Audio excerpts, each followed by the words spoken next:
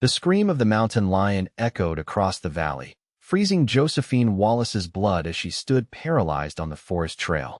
The year was 1873, and the Colorado Territory was still wild, untamed, and unforgiving to those who underestimated its dangers.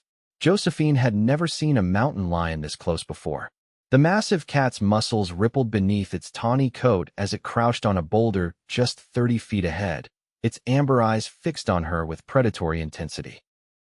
She'd heard stories of these beasts dragging grown men into the mountains, and now she faced one alone, armed with nothing but a small knife tucked in her boot. Her throat constricted with fear as she slowly reached for it, knowing it would be useless against the powerful creature. The mountain lion's ears flattened against its skull, and its tail began to twitch, signs she recognized from her father's warnings about the big cats. It was preparing to pounce. Time slowed. The mountain lion's powerful haunches tensed, and it launched through the air with deadly grace. Josephine couldn't move, couldn't breathe, couldn't think. The distance between them collapsed in heartbeats. A gunshot cracked through the air like thunder. The mountain lion dropped mid-leap, crashing to the ground just feet from where she stood. Blood bloomed across its shoulder, and it lay still. The echo of the gunshot bounced between the canyon walls as Josephine gasped for breath, unable to comprehend how close she'd come to death. "Miss? Are you hurt?" A deep voice called from the trees. Josephine turned to see a tall man on horseback emerging from the pines, rifle still raised. His face was partially shadowed by a worn leather hat, but she could see concern etched across his features. He rode closer, keeping his eyes on the fallen cat, then dismounted in one fluid motion. I'm fine," she managed, her voice barely above a whisper. The stranger approached the mountain lion cautiously, rifle trained on it, until he confirmed it was dead. Only then did he turn his full attention to Josephine. His eyes, blue as the Colorado sky, studied her with a mixture of relief and bewilderment. "What in God's name are you doing out here alone?" he asked, his voice gentler now. He removed his hat, revealing dark hair that curled slightly at his temples. "These mountains aren't safe for anyone traveling solo, especially not a woman." Josephine straightened her spine, finding her voice despite the terror still coursing through her. "I was gathering herbs. I'm the apothecary's assistant in Silverton." She glanced at the dead mountain lion and shuddered. "I've never encountered one before. Thank you for saving my life, Mr. Marshall. Mason Marshall." He offered a slight bow of his head. "Most folks just call me Mace. I'm Josephine Wallace." "Joe, to my friends." She extended her hand, and he took it gently. His palm was calloused but warm against her still trembling fingers. "Well, Miss Wallace, I'd say your herb-gathering expedition is over for today. May I escort you back to town?" Josephine nodded, suddenly aware of how foolish she'd been to venture so far into the wilderness alone. As Mason Marshall helped her onto his horse, she had no idea that this chance encounter, this moment between life and death, would change everything that was to come. The ride back to Silverton was mostly silent. Josephine sat in front of Mason on his dappled gray stallion, acutely aware of his solid presence behind her. His arms reached around her to hold the reins, creating a protective circle she found herself grateful for after the terror of the mountain lion encounter. "You've got a good eye," she finally said, breaking the silence as they descended through a meadow dotted with late summer wildflowers. "That shot saved my life." Mason chuckled, the sound resonating through his chest against her back. "Been shooting since I was knee-high to a grasshopper. My pa believed every boy should know how to handle a rifle before he learned his letters." "Where are you from, Mr. Marshall?" "Texas, originally. Moved around plenty since then." He adjusted the reins slightly as they navigated a steep section of trail. "Been working cattle drives mostly, but I'm between jobs at the moment." Josephine nodded, wondering what had brought him to this particular stretch of Colorado wilderness at exactly the right moment to save her life. "And what brings you to Silverton?" There was a slight pause before he answered. "Heard there might be work at the Silver Summit mine. Times are changing, and a man needs to adapt." As they crested the final hill, the town of Silverton came into view, nestled in the valley below. Smoke rose from chimneys, and the late afternoon sun glinted off the newly constructed church steeple. It wasn't much a single main street with wooden buildings on either side, surrounded by scattered homes, but to Josephine, it had been home for the past 3 years. "That's Mr. Abernathy's apothecary," she said, pointing to a small shop with a green-painted door near the edge of town. "He took me in after my parents died in a fever outbreak back in '70. Mason slowed the horse as they approached the town. "I'm sorry about your parents," he said quietly. "Thank you. It was difficult, but Mr. Abernathy has been kind. He's teaching me everything he knows about medicinal herbs and remedies." She smiled slightly. "I was collecting yarrow and elderberry when I had my encounter." They reached the apothecary, and Mason dismounted before helping Josephine down. Her legs felt wobbly, the aftermath of fear still working through her system. His hands lingered at her waist a moment longer than necessary, steadying her. "Thank you again, Mr. Marshall. I don't know how to repay you." He replaced his hat, shaking his head. "No need for payment, Miss Wallace. Just promise you won't go wandering those hills alone again." The door to the apothecary swung open, and an elderly man with spectacles perched on the end of his nose appeared. "Josephine, where have you been? I was about to send someone to look for you." "Mr. Abernathy, I'm sorry to worry you." She turned to introduce Mason, but his expression had changed, suddenly guarded. "I should be going," he said, tipping his hat. "Take care, Miss Wallace." Before she could respond, he was back on his horse, turning toward the center of town. Josephine watched him go, puzzled by his abrupt departure. "Who was that?" Mr. Abernathy asked, squinting after the retreating figure. "A man named Mason Marshall. He saved my life today." Josephine recounted her encounter with the mountain lion as Mr. Abernathy ushered her inside, his face growing pale at how close she'd come to tragedy. "Good heavens, child. You must be more careful. If that young man hadn't come along." He shook his head, unwilling to finish the thought. That evening, as Josephine prepared a simple supper in the small apartment above the apothecary, her thoughts kept returning to Mason Marshall. There had been something in his eyes, something beyond the concern of a stranger who'd happened upon someone in danger. A sadness, perhaps, or a burden he carried. And the way he'd departed so suddenly when Mr. Abernathy appeared. She slept fitfully that night, her dreams filled with amber eyes and the sound of gunfire. When she woke, the first rays of dawn were just breaking over the mountains. She dressed quickly and descended to the shop, where Mr. Abernathy was already mixing a tonic for Mrs. Peterson's rheumatism. "I want to find him," she announced, startling the old man. "Mr. Marshall, I want to thank him properly." Mr. Abernathy gave her a long look. "Josephine, you barely know this man. He saved my life. The least I can do is offer him a proper meal. Besides," she added with a small smile, "you always say gratitude is good for the soul." After some persuasion, Mr. Abernathy agreed she could take the afternoon to search for Mason provided she stayed within the town limits.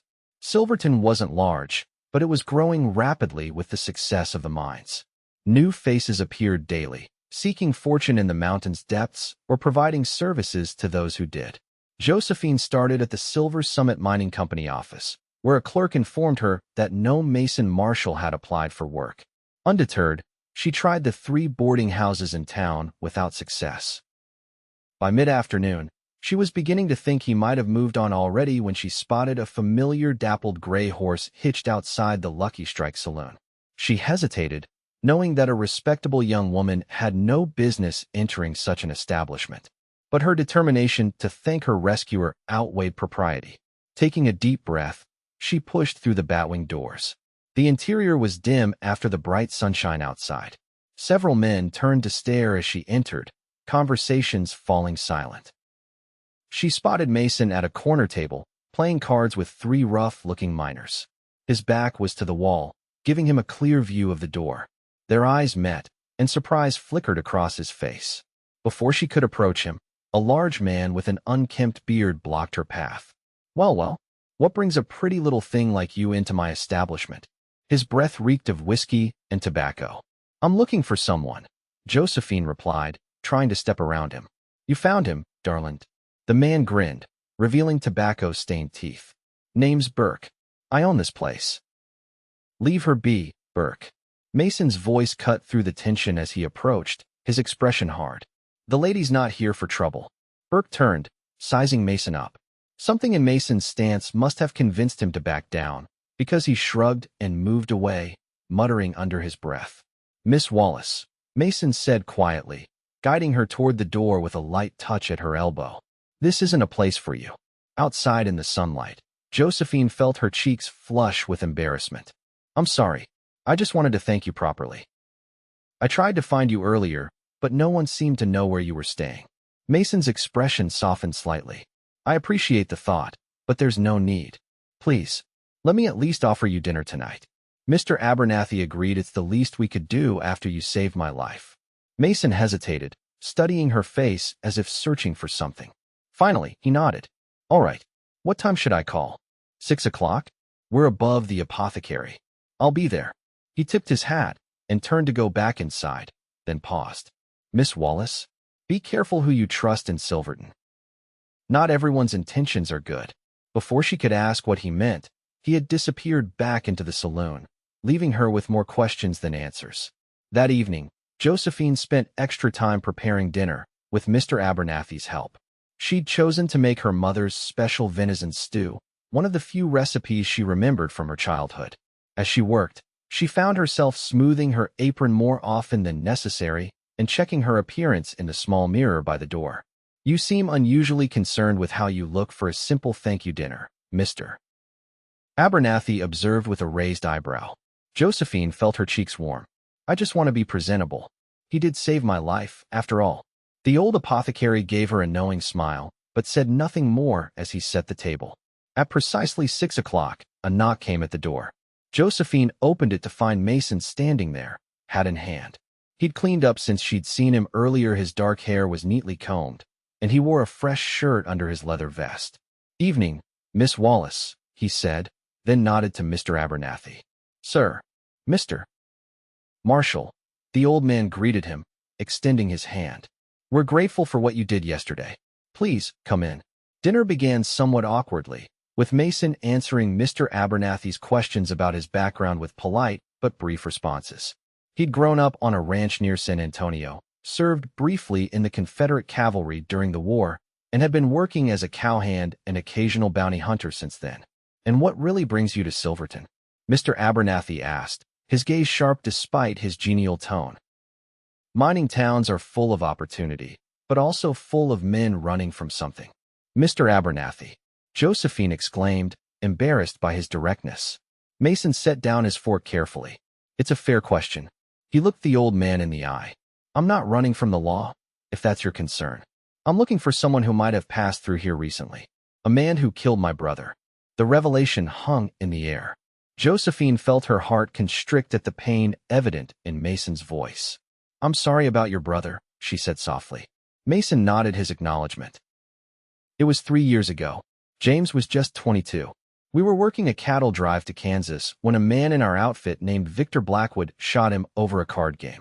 Claimed James was cheating." His jaw tightened. "My brother never cheated at anything in his life." "And this Blackwood, he's in Silverton?" Mr. Abernathy asked. "I believe so. He moves around, working in mines, gambling. I nearly caught up to him in Durango last month, but he'd already moved on. Word is he headed this way." Josephine exchanged a glance with Mr. Abernathy. "The name doesn't sound familiar," she said. "But Silverton sees many travelers these days." "I'll find him," Mason said with quiet determination. "I've been tracking him for 3 years. I won't stop until justice is done." The meal continued, the conversation turning to lighter topics. Josephine told stories about growing up in Missouri before her family had moved west, and Mason shared tales of his years driving cattle. By the time they finished Mr. Abernathy's blackberry pie, the initial tension had dissolved into something approaching friendliness. As the evening wound down, Mr. Abernathy excused himself, claiming fatigue, though Josephine suspected he was deliberately giving her time alone with their guest. She walked Mason to the door, suddenly shy. "Thank you for coming," she said, "and for sharing your story with us." Mason leaned against the doorframe, studying her face in the lamplight. "Thank you for the meal. It's been a long time since I've had home cooking that good. You must get tired of saloon food and campfire coffee. You have no idea." He smiled, a genuine smile that transformed his face, making him look younger, less burdened. Josephine hesitated, then asked the question that had been troubling her. This man you're looking for, what will you do when you find him? The smile faded from Mason's face. What needs to be done? You mean kill him? I mean justice. The law failed my brother. The marshal in Abilene said it was just a dispute between cowhands, not worth his time. His voice hardened. James deserves better than that. Vengeance isn't justice, Mr. Marshal. Isn't it? He straightened, putting his hat back on. I should go? Thank you again for dinner, Miss Wallace. Will I see you again? The question slipped out before she could stop it.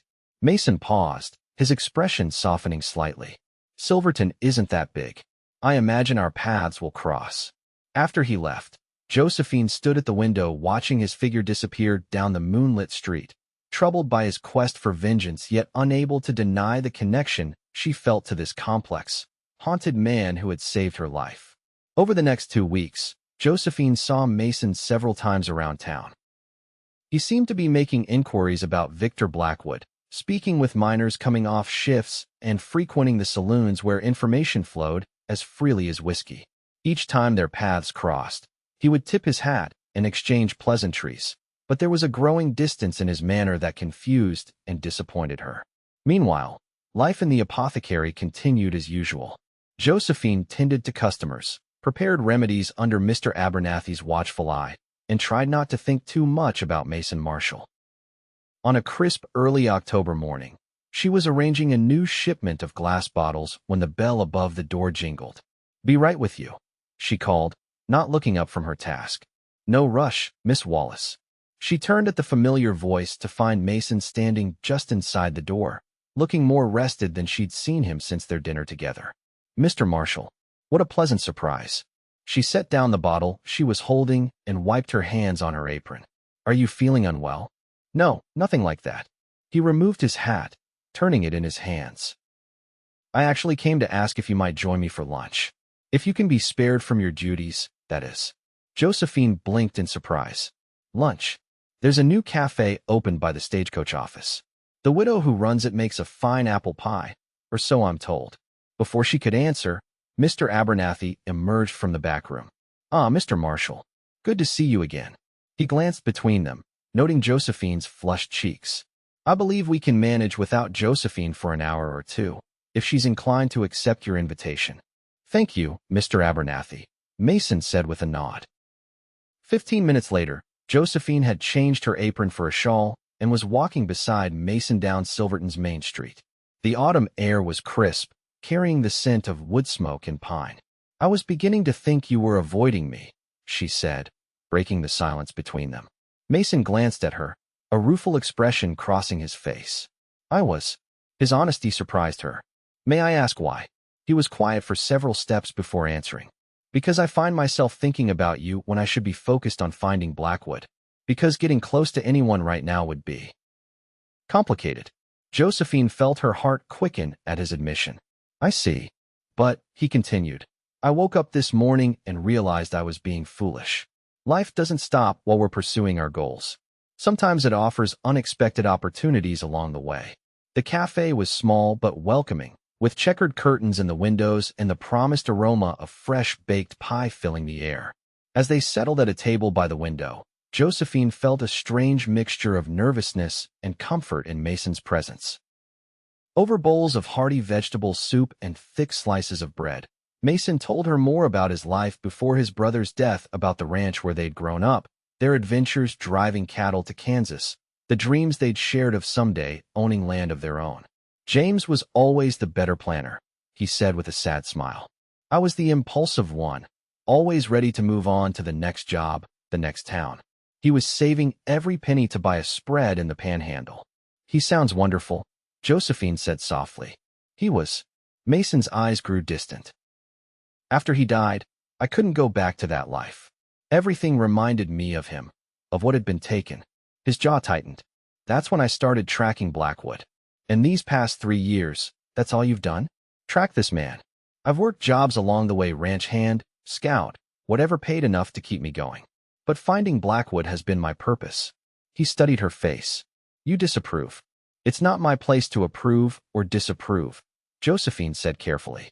I just wonder if your brother would want you to spend your life this way, consumed by vengeance. Mason was quiet for a long moment. Maybe not. But I can't rest knowing his killer walks free. He changed the subject, asking about her work at the apothecary. By the time they finished their apple pie, which was indeed excellent, the conversation had lightened considerably. Mason walked her back to the apothecary, pausing outside the green door. "Thank you for joining me," he said. "It's been nice talking with someone who listens." Josephine smiled up at him. "I enjoyed it too. Perhaps we could do it again sometime. I'd like that."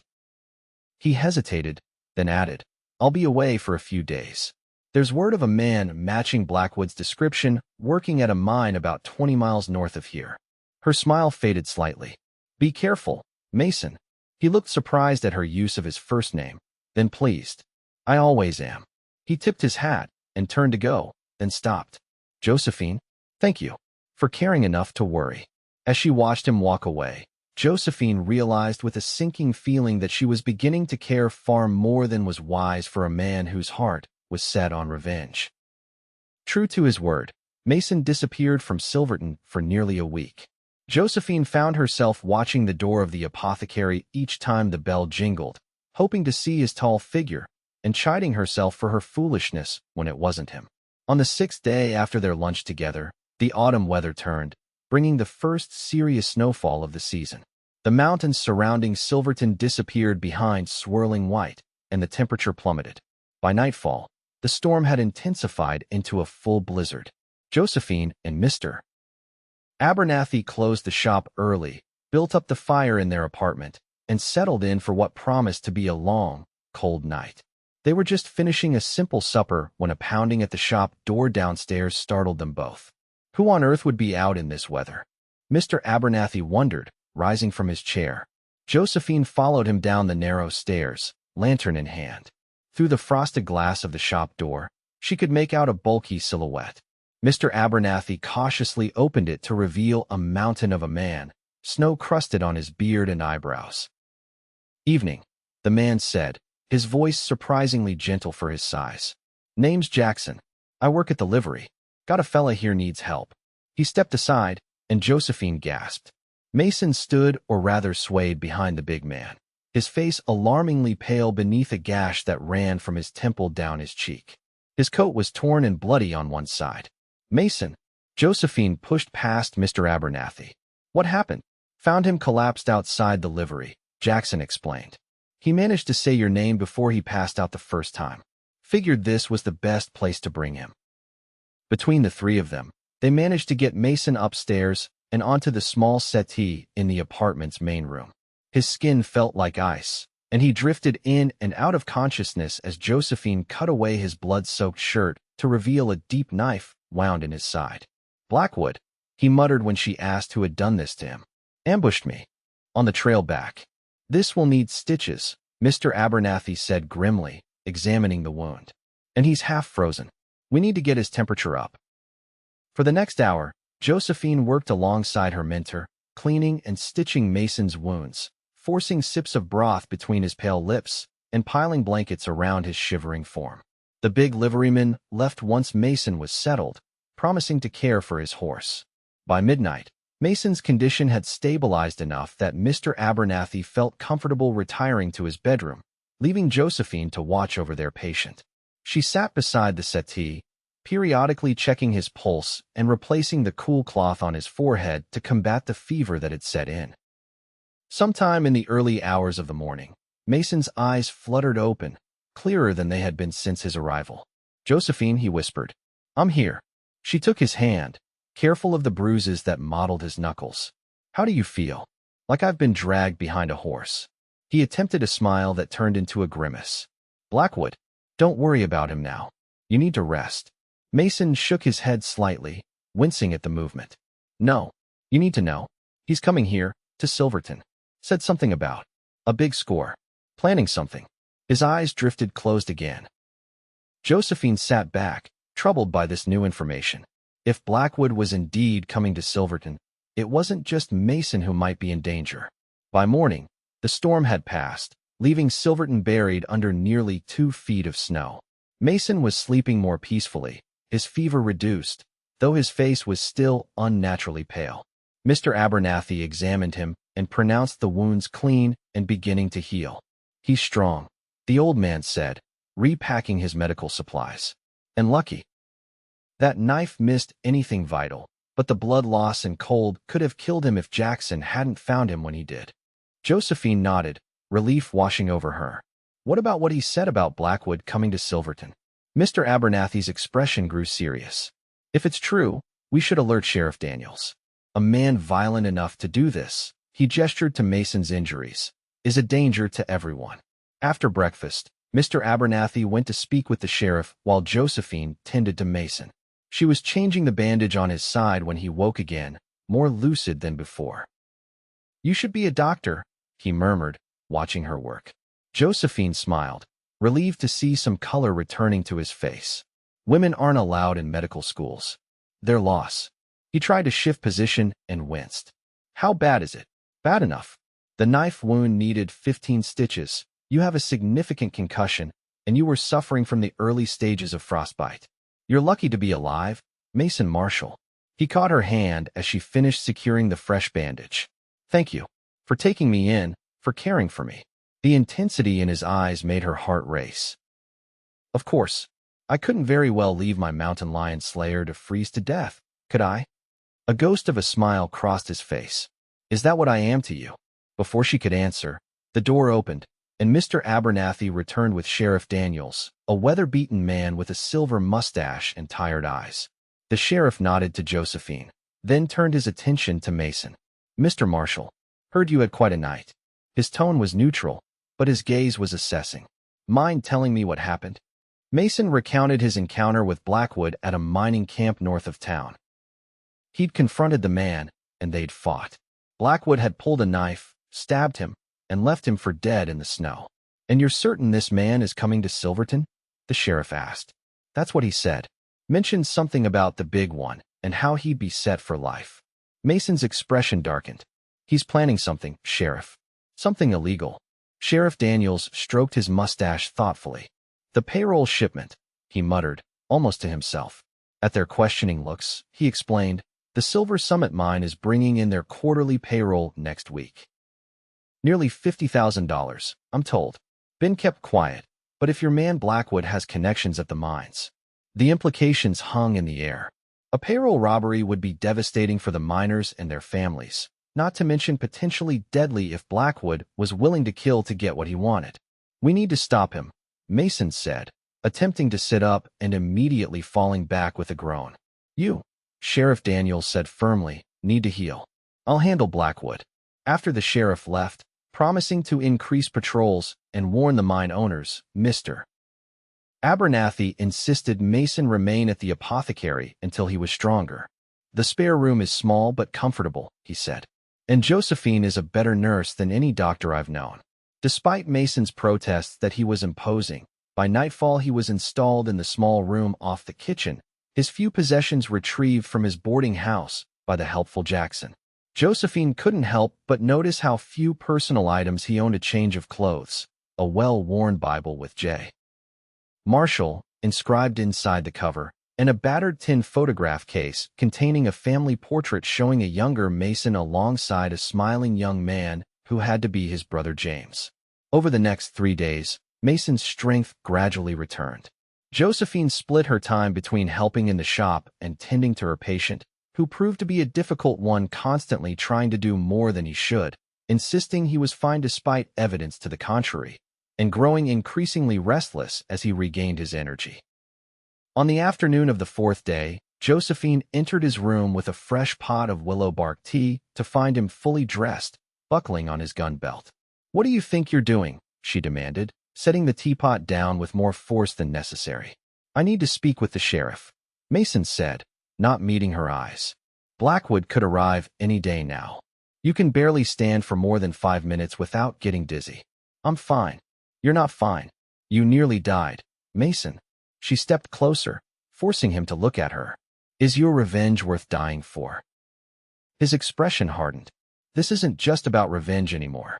Blackwood is planning to rob that payroll. Innocent people could be hurt or killed, and the sheriff is handling it. He doesn't need you risking your life when you're not even recovered." "Josephine." His voice softened as he took her hands in his. "I appreciate your concern. More than you know. But I can't sit here doing nothing while Blackwood is out there planning God knows what. She pulled her hands away, frustrated by his stubbornness. At least wait until tomorrow. Give yourself one more day to regain your strength. Please. Mason hesitated, then sighed. One more day? But then I'm going to help the sheriff, whether you approve or not. That evening, an uneasy truce settled between them. Mr. Abernathy had been called to a farm outside town to treat a case of pneumonia, leaving Josephine and Mason alone in the apartment. They shared a simple dinner, neither mentioning their earlier disagreement. As Josephine cleared the dishes, Mason moved to the window, gazing out at the moonlit street below. Tell me something, he said quietly. What would you be doing now if your parents hadn't died? If you hadn't come to Silverton? The question caught her off guard. She set down the plate she was drying and considered. I suppose I'd be married by now. That was the expectation. My mother had already begun collecting linens for my hope chest. She smiled sadly at the memory. There was a young man, the son of my father's business partner. Everyone assumed we would marry eventually. Did you love him? I was fond of him. He was kind, stable, the sort of man any sensible girl would be happy to marry. She joined Mason at the window. But no, I didn't love him. Not the way people should love when they marry. Mason turned to look at her, his expression unreadable in the dim lamplight. And now? What do you want from your life now? I want to help people, to heal them. Mr. Abernathy has taught me so much, and someday, I hope to have my own apothecary shop. She met his gaze steadily. What about you? What will you do after you find Blackwood? Assuming you don't get yourself killed in the process, she added wryly. A ghost of a smile crossed his face. I haven't thought that far ahead. For 3 years, finding him has been my only goal. That's no way to live, Mason. Maybe not. His voice dropped lower as he reached out to touch her cheek gently. But lately, I've been thinking there might be something worth living for after all. Josephine's heart hammered in her chest as Mason leaned closer, his intent clear in his eyes. His lips were just inches from hers when the shop bell jangled frantically downstairs. They jumped apart as someone began pounding on the door. Miss Wallace, are you there? It's urgent. Josephine recognized Jackson's voice and hurried downstairs, Mason close behind her despite his injuries. When she opened the door, the big liveryman was breathing hard, as if he'd run across town. What is it, Jackson? Stagecoach just arrived from Durango, he panted. Passenger recognized a man at the saloon, said he's Victor Blackwood. Thought Mr. Marshall would want to know. Mason's face hardened. Where is he now? Still at the Lucky Strike. Sheriff's away rode out to warn the mine owners about the payroll shipment. Won't be back till morning. Mason was already checking his revolver. Thank you, Jackson. I owe you. Mason, you can't. Josephine grabbed his arm. You're not strong enough yet. At least wait for the sheriff. The payroll arrives tomorrow, Mason said grimly. If Blackwood disappears tonight, we may never find him until it's too late. He holstered his gun and reached for his hat. I have to do this, Josephine. She saw the determination in his eyes and knew nothing would dissuade him. Then I'm coming with you. Absolutely not. I wasn't asking permission. She fetched her shawl from the hook by the door. If your wounds reopen, you'll need me. Besides, you might need someone who can approach Blackwood without raising suspicion. Mason looked ready to argue, then sighed in defeat. Stay behind me. Do exactly as I say. And if there's trouble, you run. Understood. The Lucky Strike saloon was crowded despite the late hour. The stagecoach's arrival had brought new faces to town, and the combination of fresh snow and payday at the smaller mines had filled the establishment with miners eager to spend their earnings on whiskey and cards. Josephine felt conspicuous as they entered, even though she'd borrowed Mr. Abernathy's coat to partially disguise herself. Mason's hand rested lightly at the small of her back, guiding her through the smoky room. His eyes scanned the crowd, searching for his brother's killer. There, he said quietly, nodding toward a corner table, playing cards with the red suspenders. Josephine followed his gaze to a lean, hard-faced man with a scar bisecting one eyebrow. He was laughing at something one of his companions had said, seemingly without a care in the world. It was difficult to reconcile this ordinary-looking man with the monster who had killed Mason's brother and left Mason himself to die in the snow. What's your plan? She whispered. Get him outside, away from innocent bystanders. And then, Mason didn't answer, but his expression told her everything. Before she could respond, He was moving toward Blackwood's table, his hand hovering near his holstered revolver. Blackwood spotted him when he was still several feet away. The recognition was immediate. His eyes widened, and he knocked over his chair as he stood abruptly. "Marshal," he spat. "Should have made sure you were dead." The saloon fell silent, patrons edging away from the two men. Josephine's heart pounded as she saw Blackwood's hand drift toward his own gun. "It's over, Blackwood," Mason said, his voice deadly calm. "You're coming with me to see the sheriff." Blackwood laughed, a harsh sound devoid of humor. "Don't think so, Marshal. You've been chasing me for years. Should have learned by now I don't get caught. You killed my brother. Shot him in the back over a card game. Your brother was a cheat," Blackwood sneered.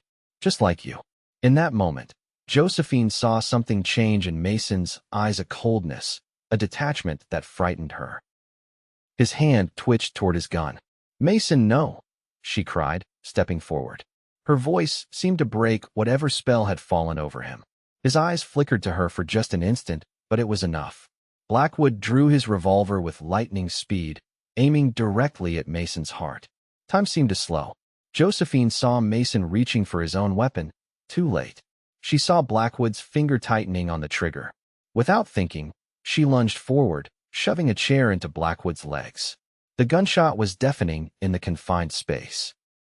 Blackwood's bullet splintered the bar behind where Mason had been standing. The distraction gave Mason the seconds he needed to draw his own weapon and fire. His shot caught Blackwood in the shoulder, spinning him around and dropping him to one knee. But Blackwood wasn't finished. With a roar of pain and rage, he swung his gun toward Josephine, who stood frozen in horror at what she'd done. "No!" Mason threw himself between them as Blackwood fired again. The impact drove Mason backward. He crashed into Josephine, both of them falling to the sawdust-covered floor as chaos erupted in the saloon. Through the confusion, she saw Jackson and several other men tackle Blackwood, wresting the gun from his hand. "Mason!" Josephine turned to him, her voice rising in panic when she saw the blood spreading across his shirt. "Mason!" His eyes were open but unfocused. "Are you hurt?" he gasped. "No, I'm fine. Just lie still." She tore open his shirt to find a bullet wound high in his left shoulder, bleeding freely. "Someone get the doctor," she shouted, pressing her hands against the wound to slow the bleeding. The next hours passed in a blur. Dr. Wilson arrived and pronounced Mason stable enough to be moved back to the apothecary. The bullet had passed clean through his shoulder without hitting anything vital, but the blood loss was significant, especially given his already weakened state. Sheriff Daniels returned to town just before dawn, alerted by the commotion.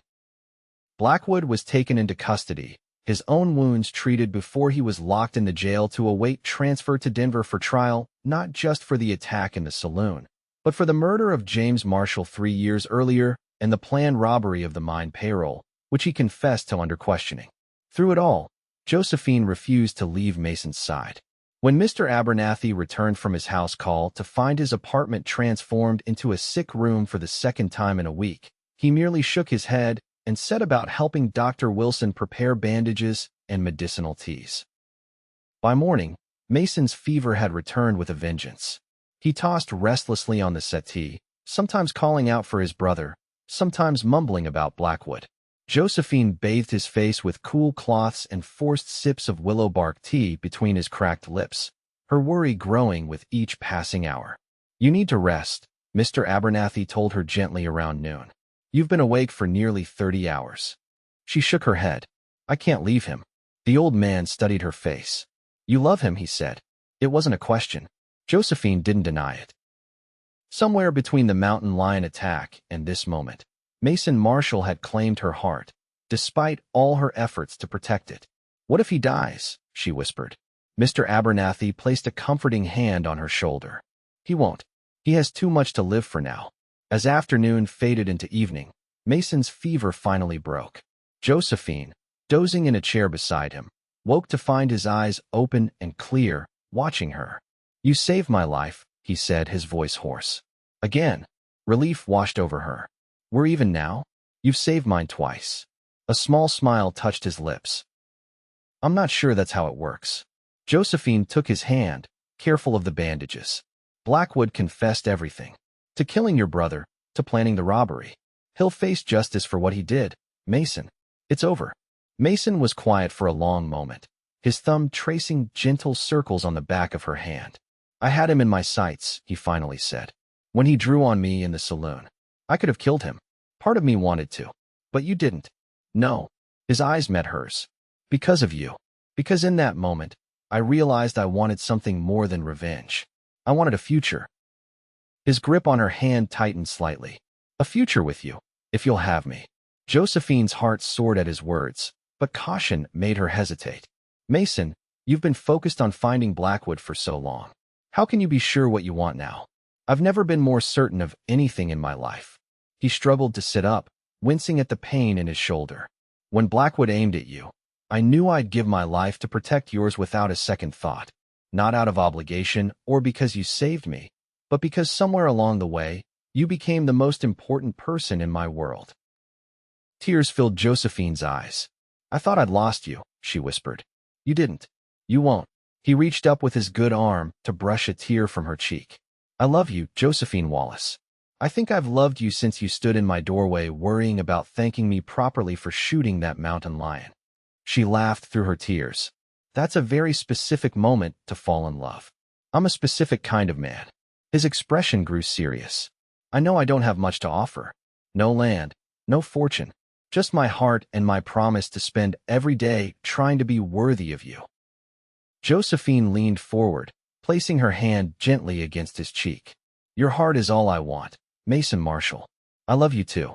When their lips finally met, it felt like coming home after a long journey, warm, right, and filled with promise. Spring came early to Silverton that year. The snow retreated up the mountainsides, replaced by carpets of wildflowers and the vibrant green of new growth. As April turned to May, the town buzzed with activity and the news that Josephine Wallace and Mason Marshall would be married on the first Saturday in June. Victor Blackwood had been tried and convicted in Denver, sentenced to hang for the murder of James Marshall and a string of other crimes that came to light during his trial. Mason had traveled to witness the sentencing, returning to Silverton with a sense of peace that had been absent during the years of his pursuit. It didn't bring James back, he told Josephine upon his return. But knowing Blackwood can't hurt anyone else, that's something. With justice served and his brother's memory honored, Mason turned his attention to building a future. He took a job as deputy sheriff under Sheriff Daniels, who was approaching retirement age and glad for the help. The position suited him. His years tracking Blackwood had honed his instincts, and his natural sense of justice made him respected even by those who occasionally found themselves on the wrong side of the law. Josephine continued working with Mr. Abernathy, expanding her knowledge of medicinal herbs and healing techniques. Together, they planned to open a proper doctor's office in Silverton, with Josephine serving as a nurse and apothecary despite the unconventional nature of such a role for a woman. On the morning of their wedding day, Josephine stood in her small room above the apothecary, wearing a simple white dress that Mrs. Peterson and several other ladies from town had helped her sew. A crown of wildflowers rested on her dark hair, and in her hands, she held a bouquet of mountain columbine and Indian paintbrush, the same flowers she'd been gathering on the day she first encountered the mountain lion and Mason. A knock came at her door, and Mr. Abernathy entered, his eyes misting as he took in the sight of her. You look beautiful, my dear, he said, his voice thick with emotion. Your parents would be so proud of the woman you've become. Josephine embraced him, careful not to crush her flowers. Thank you. For everything. For taking me in, for teaching me, for being like a father to me these past years. It has been my privilege. He offered his arm. Shall we? I believe there's a rather nervous deputy sheriff waiting for you at the church. The small church was filled to capacity with townsfolk, miners and merchants, ranchers and railroad workers, all gathered to witness the union of two people who had become well-respected members of their community. Jackson sat in the front row, his massive frame squeezed uncomfortably into a suit that was slightly too small. Beside him, Dr. Wilson and his wife smiled encouragingly as Josephine walked down the aisle on Mr. Abernathy's arm. But Josephine saw none of them. Her eyes were fixed on Mason, standing tall and handsome at the altar, his blue eyes filled with such love that it took her breath away. The scar on his cheek from the fight with Blackwood had faded to a thin white line, and the haunted look that had once shadowed his gaze was gone, replaced by a quiet joy that matched her own. As she reached him and placed her hand in his, Mason leaned close and whispered, "You are more beautiful than I deserve." "We'll have to disagree on that," she whispered back, smiling. The ceremony was simple and heartfelt. They exchanged vows to love and cherish one another, in sickness and in health, for all the days of their lives. When the preacher pronounced them husband and wife, Mason kissed her with a tenderness that brought tears to her eyes and cheers from their assembled friends. The celebration afterward was held in the town square, with tables laden with food contributed by everyone in attendance. There was music and dancing, laughter and stories shared long into the evening. As twilight fell, Mason led Josephine away from the festivities toward a small cottage at the edge of town. "I have something to show you," he said, a hint of nervousness in his voice. The cottage was modest but well built, with a small garden plot out front and a view of the mountains from the porch. Mason unlocked the door and stepped back, allowing Josephine to enter first. Inside, she found a cozy home furnished simply but with care, a table and chairs by the kitchen hearth, bookshelves along one wall, a comfortable settee before the fireplace. Wildflowers in glass jars adorned every surface, filling the space with color and fragrance. "Mason, it's wonderful," she breathed, turning in a circle to take it all in. "When did you do all this?"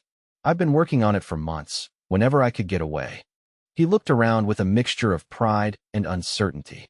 "Sheriff Daniels helped me find the land. Jackson and some of the miners helped with the building. I wanted it to be perfect for us. It is perfect." She moved to the window, where the last light of day illuminated the mountains in gold and rose. "Our home."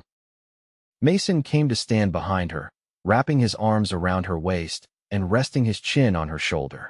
"Our beginning."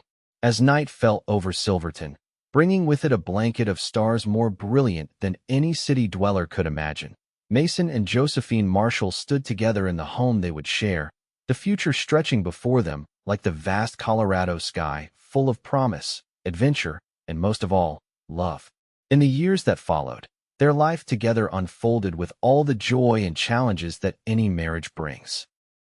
Mason eventually became sheriff when Daniels retired, earning a reputation for fairness and integrity that spread throughout the territory. Josephine partnered with a young doctor who moved to town, establishing a proper medical practice where her knowledge of herbal remedies complemented his formal training. Their family grew with the birth of twins, a boy they named James, after Mason's brother, and a girl they called Elizabeth, after Josephine's mother. Later, they welcomed another daughter, Grace, whose arrival during a blizzard nearly as fierce as the one that had brought Mason to Josephine's door years before became one of the many stories they would tell their children and, eventually, their grandchildren. Sometimes, on clear summer evenings, Mason and Josephine would sit on their porch watching the alpenglow paint the mountains pink and gold, her head resting on his shoulder, his arm around her waist, still marveling at how a moment of terrible danger had led to a lifetime of love. And occasionally, when the conversation turned to that day long ago, Mason would press a kiss to her temple and whisper, "Best shot I ever took."